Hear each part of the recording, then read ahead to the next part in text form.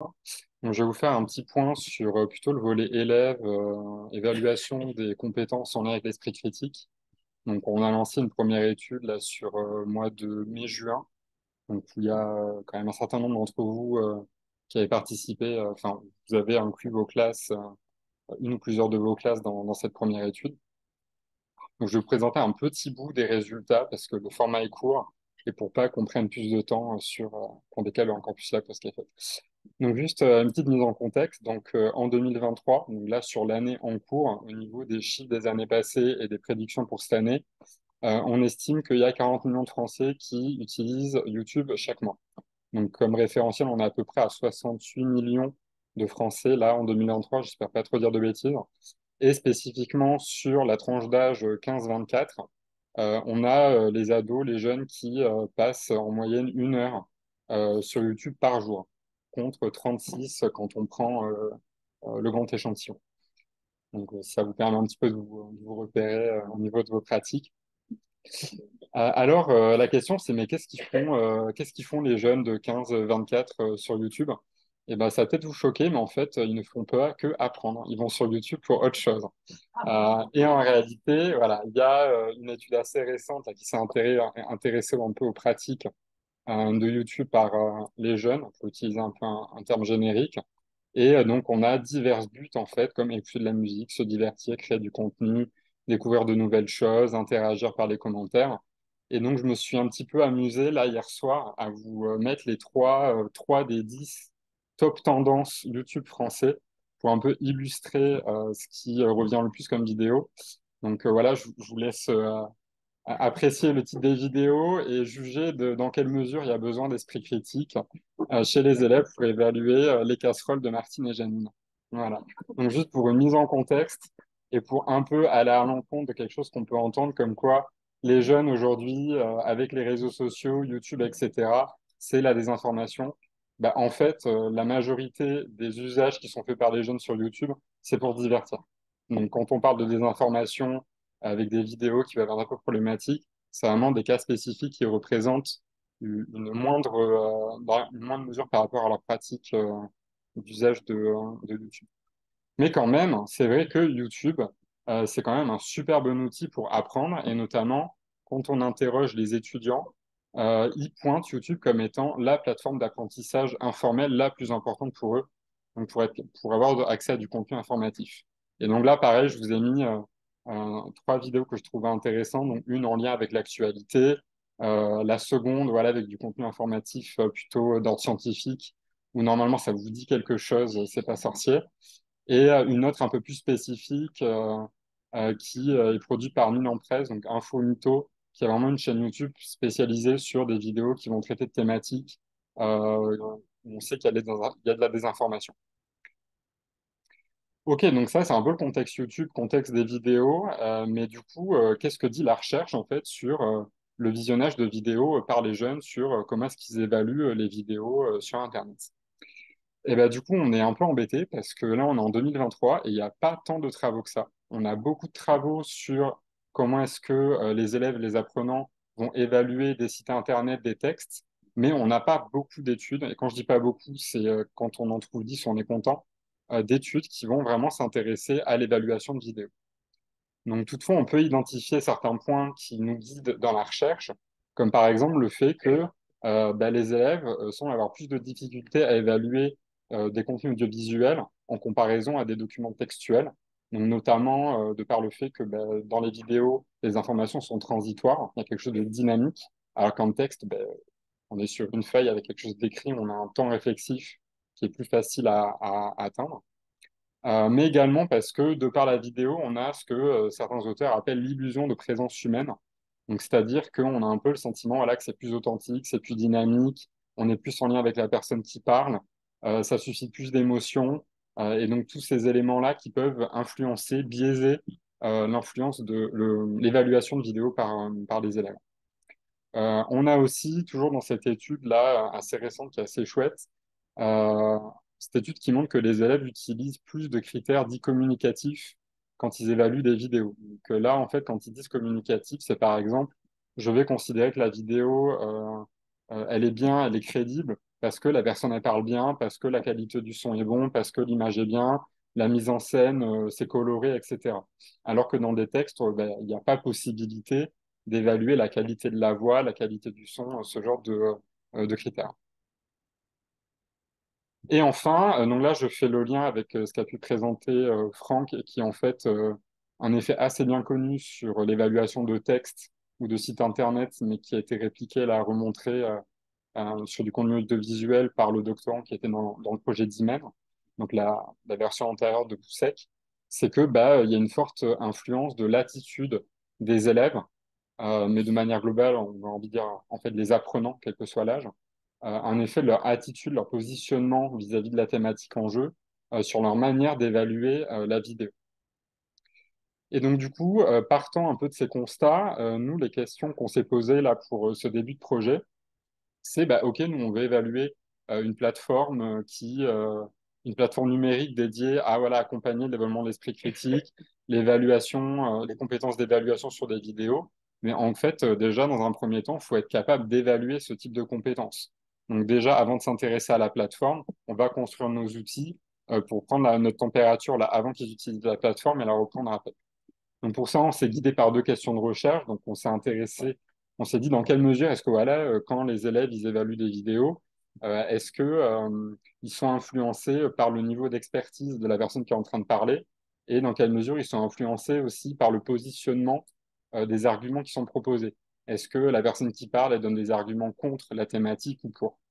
Et également, dans quelle mesure est-ce que ces deux effets-là, c'est pas aussi influencé justement par cette fameuse attitude envers la thématique en jeu. Donc là, je vous présente vraiment un petit bout des résultats qu'on a pu obtenir. Donc là, sur cette étude de mai-juin, on a réussi à avoir 750 élèves qui ont participé. Donc merci beaucoup aux enseignants qui ont joué le jeu, qui nous ont aidés. Et pour vous donner un petit peu un ordre d'idée, sur voilà, 750, on a 372 questionnaires qui ont été complétés en entier. Donc nous, on a pu exploiter pour avoir des résultats. Donc voilà, je vous passe un peu les modalités qui caractérisent la population. Voilà, 13 ans d'âge moyen et la passation du questionnaire qui durait 45 minutes, 50 minutes. Donc là, moi, ce qui m'intéresse, c'est vraiment la partie test de performance sur l'évaluation de vidéos. Et donc, bah, si on a évaluation de vidéos, il faut qu'il y ait des vidéos que les élèves puissent visionner. Donc, on en a utilisé quatre. Donc, on a deux de ces quatre vidéos où on a un expert ou un prétendu expert, en réalité, c'est un acteur qui s'exprime. Deux autres vidéos où on a un acteur qui joue le mec qui va faire des courses. Et à l'intérieur, et voilà, on a redivisé les vidéos où il y a un expert et un tout venant qui donnent des arguments contre et deux autres qui donnent des arguments pour. Sachant que la thématique en jeu, c'était la réduction de la consommation de la viande pour favoriser l'agriculture biologique. Et donc, du coup, ouais, on va bien voir. Donc là, je vous montre juste rapidement les questions qu'on a posées. Donc, vu que moi, comme je vous ai dit, on s'est intéressé à l'attitude de départ, le positionnement de départ de l'élève vis-à-vis de la thématique en jeu, ben, on lui a directement demandé. Donc, vu qu'on regardait pas trop, on savait pas si, par exemple, vu qu'on allait de la sixième à la terminale, on se doute que les terminales, le terme de agriculture biologique, ça va leur parler. Mais vu qu'on en avait des sixièmes, on leur a ramené un petit encart pour leur donner des éléments de connaissance. Et on leur a demandé de se positionner sur une phrase en lien avec cette thématique. Alors, du coup, pour l'évaluation de la source, de la personne qui parle dans la vidéo, le parti pris qu'on a eu, c'est en fait de leur demander de caractériser, de donner un peu, de décrire comment eux, ils perçoivent la source qui est en train de parler à l'aide de 6 mots. Donc, sympathique, compétent, intelligent, honnête, juste et responsable. Ou pour chaque mot, ils se positionnaient sur une échelle de Likert en 9 points. On a fait pareil pour l'évaluation des informations cette fois-ci, qui étaient exprimées par la personne dans la vidéo, en leur demandant, voilà, pareil, de décrire les informations justifiées, sérieuses, précises, claires, complètes ou vraies. Et ce qu'on leur a demandé également, ah non, pardon. Il y avait une autre question qui portait sur est-ce qu'ils utiliseraient la vidéo pour préparer un exposé. Et là, dans le cadre de cette présentation, je ne vous montre pas les résultats, mais ça me semblait que cela était plus intéressant. Donc, concernant, voilà, comment est-ce que les élèves, du coup, ont évalué les vidéos? Alors là, je vous montre un graphe qui moyenne l'ensemble des indicateurs des mots sur lesquels ils sont positionnés. Parce qu'en réalité, et on va voir ça juste après, la manière dont ils ont évalué la source, la personne qui parle et les informations, c'est identique. Il n'y a pas de différence significative. Donc là, j'ai moyenné les deux pour un peu vous montrer les tendances générales qu'on va pouvoir un petit peu approfondir après. Donc ce qu'on voit en fait, c'est déjà au niveau de la thématique, est-ce que il faut réduire la consommation de la viande pour favoriser l'agriculture biologique? Sur une échelle en 9 mois, ils sont positionnés à 3,4. Donc a priori, ils sont plutôt attachés à leur steak frites. Et sur les 4 vidéos, sur le graphique de droite, ce qu'on voit, c'est que si on regarde un peu les tendances générales, on voit que la courbe en orange, elle est au-dessus de la courbe en bleu. Donc globalement, ils ont plutôt attribué plus de crédibilité aux vidéos où il y a un expert qui parle. Et ce qu'on observe aussi de manière globale, c'est que les points qui sont à gauche sont plus bas que les points qui sont à droite. C'est-à-dire qu'en fait, ils ont attribué plus de crédibilité aux vidéos qui présentaient des arguments contre la thématique en jeu. J'attire votre attention sur un point assez intéressant, c'est que, ok, la vidéo qui a été la moins appréciée, c'est celle où on a le mec qui fait ses courses et qui est pour le fait de réduire sa consommation de viande. En deuxième, on a l'expert qui est pour la réduction de la consommation de viande. Et ce qui a été jugé comme plus crédible que cet expert-là qui est pour, c'est le mec qui fait ses courses et qui est contre. Ben, c'est ça, voilà. Alors voilà, là, quand on voit ils sont contre, le truc, c'est que en recherche, on a besoin de s'assurer qu'il y a bien un lien euh, vraiment caractérisé avec des indicateurs statistiques. Donc là, c'est ce que je vais vous montrer très brièvement. Donc voilà, pour moi, là, encore une fois, ce qui m'intéresse, c'est, j'ai distingué évaluation de la source, évaluation des infos. Ce qui m'intéresse, c'est la condition argument. Pardon, un, 2, 3. Est-ce que les arguments étaient pour ou contre? Est-ce que le niveau d'expertise, c'était un scientifique expert ou un tout venant? Et là, ce qu'il faut lire dans les tableaux que j'ai vraiment épuré, c'est est-ce que la différence qu'on va observer entre les deux groupes, nous, on la voit, ok, on l'a vu, cette différence-là, on voit qu'on a 5,5, 4,4 sur le graphe, mais est-ce que cette différence, elle est due au hasard ou parce que à l'intérieur d'une population, on a une variabilité, ou est-ce que elle est vraiment due à cette variable qui m'intéresse? Et donc là, ce qu'on voit en fait, c'est que dans les deux cas, bah, l'évaluation de la source et de l'info, c'est influencé par le positionnement des arguments pour contre, le niveau d'expertise de la source et un effet d'interaction entre les deux. Donc l'effet d'interaction, c'est ce fameux truc là où on a des courbes qui vont se croiser et on a notre expert pour qui est en dessous de notre tout venant qui est contre. Ouais. C'est aléatoire. Justement pour pas que on commence par l'expert et qu'il se dise ah ok il y a un expert s'il n'y a rien de mieux. Tout est c'est aléatoire. Et du coup, maintenant, moi, ce qui m'intéresse, c'est, OK, on a un fort effet de la source, où en fait, ils ont attribué un meilleur score pour les experts, et on a un fort effet du positionnement des arguments, où ils ont préféré les vidéos contre la thématique. Mais c'est quoi la place, en fait, de leur attitude de départ sur ces deux effets? Comme on a vu, en fait, juste avant, on se doute qu'il y a un effet, mais on a besoin de le vérifier, en fait, en termes de recherche. Et donc là, ben, en effet, ce qu'on observe également, c'est que dans les deux cas, tant évaluation de la source, où on leur demande est-ce que la personne qui parle, elle est honnête, compétente, etc., ben, on a un poids en fait de leur positionnement de départ sur l'évaluation de la source. Et on a également ce même effet sur l'évaluation des infos, quand on leur demande de dire si l'info elle est justifiée, elle est vraie, elle est complète, elle est précise. Donc en fait, ce qu'on en ressort là, c'est que bah, c'est plutôt bien dans le sens où les élèves, ils privilégient de manière globale les experts sur les tout venants. Ils préfèrent le mec assis à son bureau qui est revendiqué comme scientifique plutôt que le mec qui va avec son cabas aller faire les courses, ce qui est plutôt bien. Par contre, ils privilégient plutôt les vidéos qui vont dans leur sens, ce qui est un peu embêtant. Et, pardon, le gros enjeu aussi, c'est que en fait, on a les mêmes résultats tant sur l'évaluation de la source que des infos. Donc en fait, ils n'ont pas l'air de distinguer les deux quand on leur demande d'évaluer les sources, enfin une vidéo de manière globale. Et donc si on tire le fil, en fait, on peut même aller plus loin en se disant, ben nous, dans le questionnaire qu'on a mis en place, ok, on avait évaluation de la source, on avait 6 termes qui permettaient de caractériser cette source. Et en fait, même là, on n'a pas pu en fait faire une analyse terme par terme. on aurait pu s'attendre à ce que, par exemple, pour les experts, les élèves, ils mettent un score assez élevé pour compétences, intelligence, etc. Et qui notent quand même de manière assez élevée les tout venants, le monsieur qui fait ses courses, comme étant honnête ou juste. Et en fait, là, ils ont attribué le même score aux 6 termes. Donc, c'est-à-dire que même là, il y a pas, ils n'ont pas été capables d'avoir ce niveau d'analyse dans la finesse quand ils évaluent source et info. Et plus encore, en fait, ils ont attribué quasiment le même score pour info et source. Ce qui peut être en fait considéré comme à mon sens, des leviers éducatifs, c'est-à-dire en fait accompagner cet obstacle qu'ils ont, cette difficulté qu'ils ont, à distinguer source et info en leur proposant et les guidant dans l'évaluation avec des termes un peu clés comme ça, des critères d'évaluation. Et donc nous partons un peu de ce premier constat au niveau des résultats. On a besoin d'aller plus loin. Et notamment, là, vous pouvez vous dire, bah, OK, il est bien mignon avec ses premiers résultats, mais quid de l'impact de la plateforme?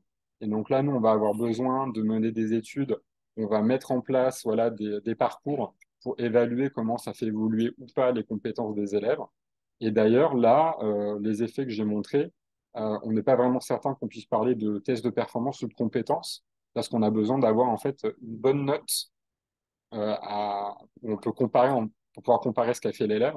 Et donc, un des trucs qu'on va mettre en place assez rapidement, c'est en fait, on aimerait faire passer ce test de performance, entre guillemets, à des enseignants, où en fait, le score qu'on va avoir, ça va être la bonne note à attendre pour l'élève.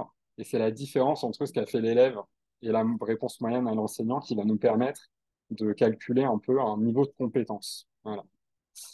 Et donc, voilà, on en a un petit peu parlé ce matin avec certains enseignants, mais on va aussi, du coup, relancer ce test complet de 45 minutes, où là, je vous ai juste montré un petit bout du test de compétences, mais on a aussi un ensemble de questionnaires qui permet d'évaluer des dispositions à l'esprit critique.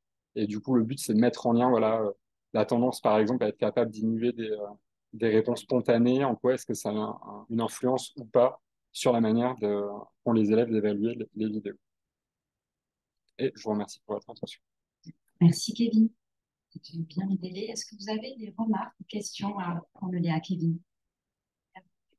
Moi, j'ai une question, elle peut-être évidente, mais est-ce que ces résultats, à la limite un petit peu surprenants, sur le positionnement plutôt en faveur du contre dans la thématique, est-ce que ça provient de la qualité des arguments qui ont été employés par les deux experts, entre guillemets, ou est-ce que ça provient tout simplement d'un prépositionnement par rapport à la thématique des élèves, d'après tout ce qu'ils ont entendu dans le discours ambiant, tout ce qui passe dans les médias, etc., etc. Bah ça ça fait partie des. J'ai des éléments pour répondre à ça, mais sans certitude. Ce que je peux vous dire, c'est que les vidéos qu'on a utilisées, c'est des vidéos qui ont été spécialement conçues dans le cadre du projet d'IMED. Et donc en fait, toutes les vidéos ont en gros le même nombre d'arguments présentés, le même nombre de plans. On n'a que des zones blancs. On a à peu de choses près le même nombre de mots.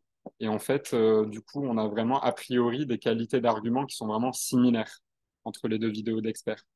Là, pour être certain qu'en fait, il s'agisse vraiment d'un prépositionnement qu'ils ont eu avant même d'arriver dans ce test, on aurait besoin de poser quelques questions complémentaires, comme par exemple, on ne s'est pas intéressé au niveau de connaissance sur la thématique en jeu, niveau de familiarité ou d'importance pour eux de cette question. Ça se trouve, là, ils sont positionnés, mais ils n'en ont rien à cirer de la question de réduire la consommation de la viande, parce qu'en fait, c'est papa-maman qui font à manger, donc en fait, enfin, c'est un peu hors de leur considération de élèves de sixième, alors que les terminales, eux, c'est une question qui leur tient beaucoup plus à cœur. Donc peut-être qu'à l'intérieur de ces résultats, il y a un traitement de la thématique qui n'est pas la même. Vous pouvez répéter l'intitulé de la question qui a été posée, l'intitulé exact? Mais c'est il faut arrêter de consommer de la viande pour permettre le développement de l'agriculture biologique. Oui, parce que déjà la question, je trouve qu'elle est mal posée, excusez-moi. Ouais, oui, Vraiment, mais c'est mal posé. ça a été une grosse interrogation de comment la formuler. Enfin, pour moi, c'est pas ça la problématique. Et voilà. La problématique, c'est quel est l'impact d'une surconsommation de viande éventuelle. Alors là, le problème, c'est que nous, il faut que c'est même pas une question, là, c'est une assertion, on doit se positionner, ça soit en lien avec les vidéos. Et le problème qu'on a, c'est qu'on peut pas changer de vidéo parce que ça a pris beaucoup de temps, ça prend beaucoup de temps et ça coûte beaucoup d'argent à produire. C'est une des raisons pour lesquelles je pense aussi on a peu d'études avec des vidéos dans la littérature scientifique. Mais en fait, voilà, on est contraint. On a l'atout d'avoir ces vidéos qui sont randomisées, on a tout contrôlé à l'intérieur. On a la limite de ces vidéos où on ne peut pas comparer, par exemple, différentes thématiques. Mais c'est des vidéos que vous avez été prendre sur YouTube ou c'est vous qui les Non, avez non, prises? ça vient de 10 mètres, donc c'est Franck avec l'ancien doctorant du projet qui ont Et produit, et Yves aussi, bien sûr. Il y a une petite panne informatique là, mais on va continuer. Donc, l'enseigne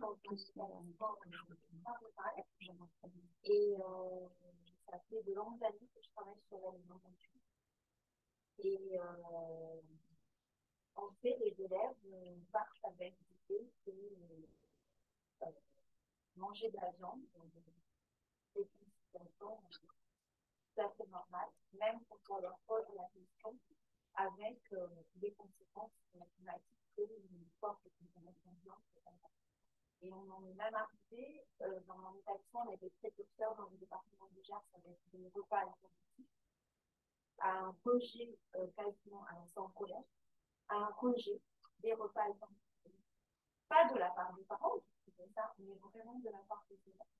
Et dernièrement, donc, sur un tout autre en éducation civile, en lycée, j'ai fait venir des députés de ma circonscription et qui s'attendaient à avoir la retraite, etc.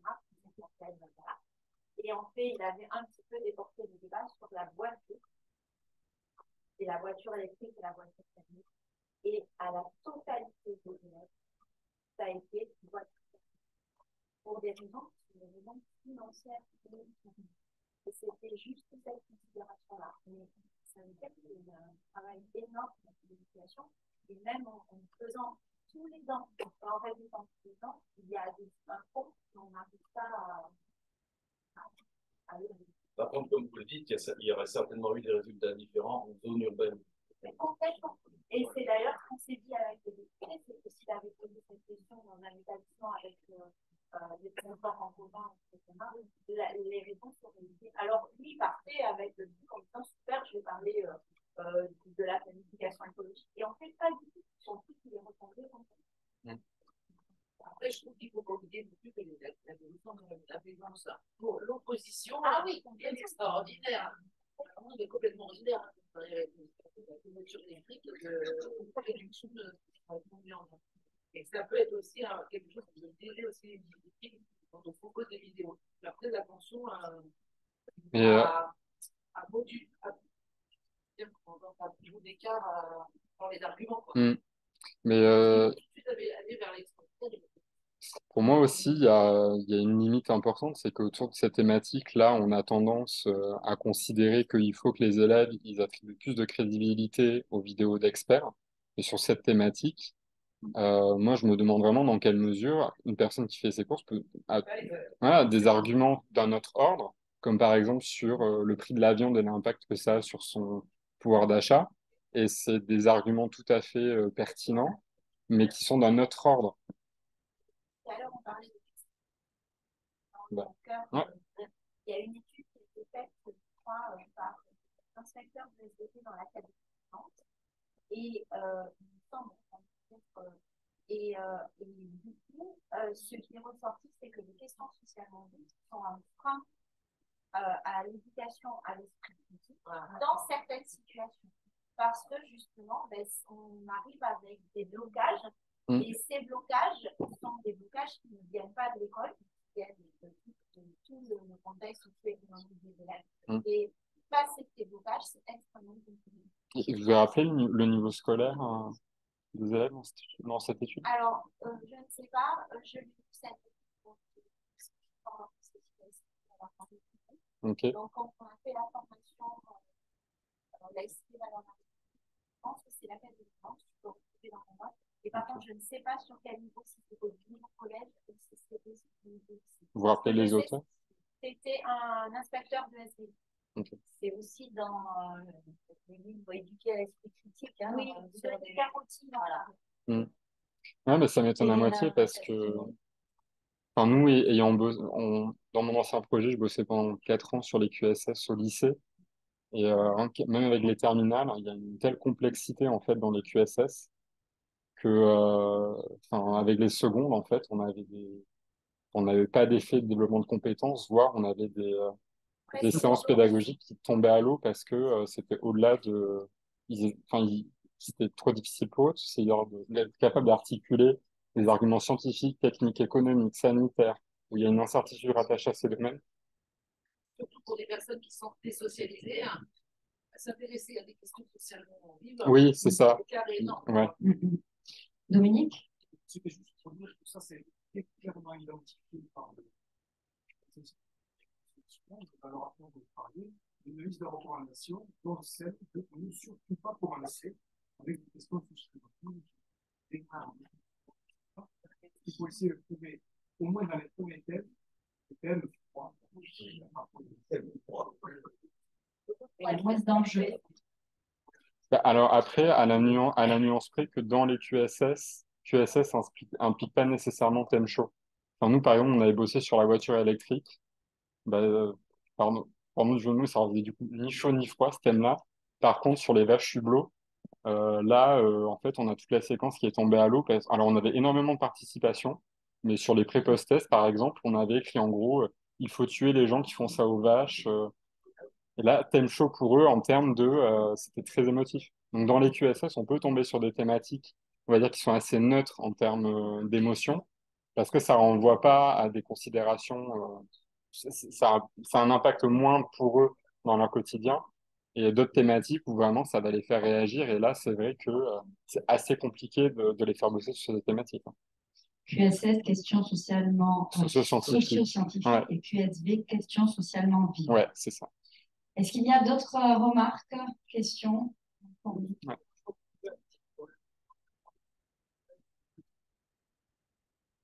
J'ai pas entendu. Parce que c'était un parti scientifique, je pense que pour le mettre de la conservation, les élèves qui en moyenne ont 13,7 ans.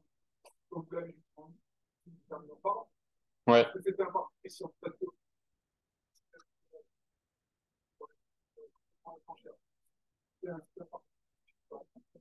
Dans DIMED, en tout cas, il y avait un fort axe sur le développement durable plutôt que sur l'esprit critique. Et là, en fait, on a quand même un pool de vidéos assez important. On a 3 sous-thématiques en lien avec l'agriculture biologique. Non, avec la consommation de la viande. On a le prix, on a réduction de la consommation et impact sur l'agriculture biologique. Et le troisième, c'est l'exploitation des terres. Et du coup, là, sur le choix entre les trois, moi, le choix que j'ai fait, c'était de choisir consommation de viande parce que le prix, je pense pas que même en terminale, ils fassent les courses avec papa et maman. Et sur la rentabilité, l'exploitation des sols, même si c'est peut-être plus en lien avec les programmes, vu qu'on brasse de la sixième à la terminale. Moi, il me semblait de manière un peu naïve, ouais, de l'expérience que j'avais eue avec les lycéens, ce qui est complètement différent de ce qui se passe au collège. Mais voilà, moi, c'est la thématique parmi les 3 que j'ai choisi, qui me semblait le plus judicieux. Ok, on va passer à l'autre présentation donc, de Christophe Cartin pour l'Académie de Toulouse.